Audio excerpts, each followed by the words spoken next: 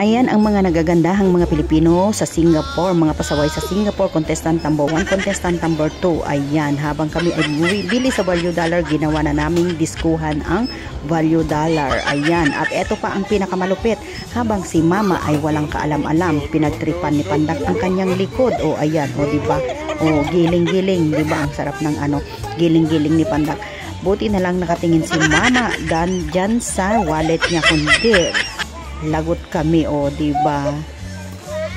Tingin-tingin din sa likod mo, Mama, kasi may nagsasayaw na, sinasayawan ka na sa likod mo, Mama.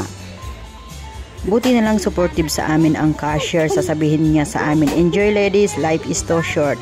Sabi nung cashier, o Chinese pa yun ha, pero kapag Pilipino ang nakakita sa'yo ng ganyan, iisipin ng mga Pilipino, mga siraulo, mga baliw, wala na sa katinuan, sabi ng Pilipino. Kasi ganyan mag-isip ang mga Pilipino, masyadong seryoso ang mga Pilipino. Pero ang ibang lahi, naku, gustong-gusto nila yung mga taong masayahin.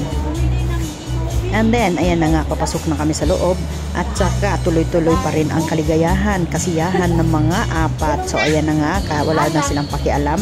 Kahit nandyan na sila sa loob, mamimili kami ng chichirya kasi naklosan kami sa disco.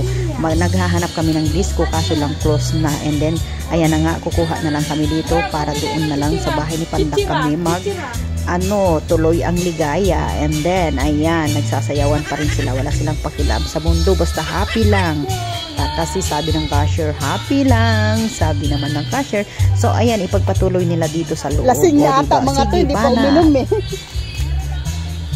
Thank you for watching.